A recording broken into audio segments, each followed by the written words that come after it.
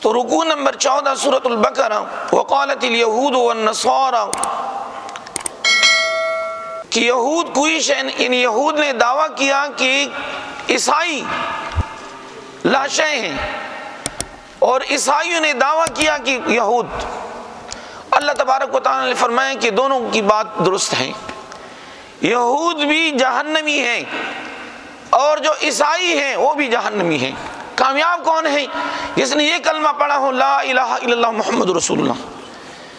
رکوع نمبر 15، یا بنی اسرائیل اذکروا نعمتی التی انعمت علیکم وانی فضلتکم علی العالمین۔ اس میں بنی اسرائیل کی نعمتوں کا ذکر ہے۔ اللہ تبارک و تعالی نے ہر قبیلے اور ہر قوم کو نبی عطا کیا تھا، ہر قبیلے کے لیے نبی بھیجتے تھے۔ تو اللہ تبارک و تعالی نے فرمایا کہ تمام انبیاء کرام کی انہوں نے ناشکری کی، ان کے اوپر کفر کیا۔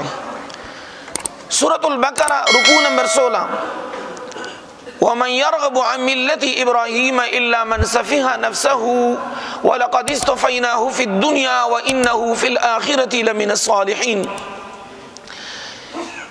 اس میں بنی اسرائیل اور مسلمانوں کا موازنہ ہے کہ یہود کی جو کیٹیگری ہے اس کا کیا حکم ہے اور مسلمانوں کا۔ تو اللہ تبارک و تعالی نے فرمایا کہ مسلمان ابراہیم علیہ السلام کی ملت پہ ہیں اور مسلمان برحق ہیں۔ یہود کا یہ دعویٰ باطل ہے، یہود کہتے ہیں کہ ابراہیم علیہ السلام مشرک تھے، نعوذ باللہ من ذالک، آج بھی ان کا یہ دعویٰ ہے۔ اللہ تبارک و تعالی نے رد فرمایا کہ نہیں، ابراہیم یہ مسلمان اور اللہ کے نبی اور ان کا جو ملت ہے یہ برحق ہیں۔ یہود کا جو دعویٰ ہے کہ ابراہیم نعوذ باللہ من ذالک یہ مشرک تھے، یہ دعویٰ باطل ہے۔ اور رکوع نمبر 17 میں نبوت اور امامت کی منتقلی کے ساتھ قبلہ بھی تبدیل ہو گیا۔ ہجرت کے بعد نبی علیہ السلام نے تقریباً 16-17 مہینے قبلہ اول کی طرف نماز پڑھائی تھی۔ اللہ دعا ہے کہ قبلہ اول کو یہود کی شکنجے سے آزاد فرمائیں۔ یہ نبی علیہ السلام کا قبلہ بھی ہے، یہ بات یاد رکھو مسلمان۔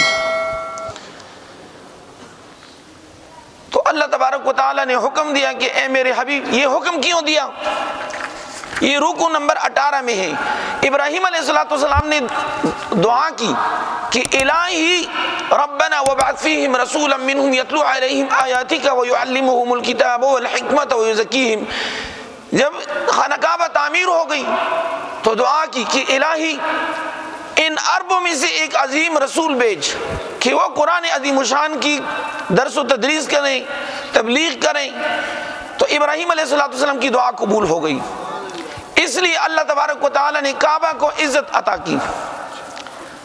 ایک تو قبلہ تبدیل ہو گیا، دوسری نبی آخر زمان صلی اللہ علیہ وسلم کا ظہور ہو گیا۔ سورۃ البقرہ رکوع نمبر 19 میں یا ایھا الذین آمنوا استعینوا بالصبر والصلاۃ ان اللہ مع الصابرین۔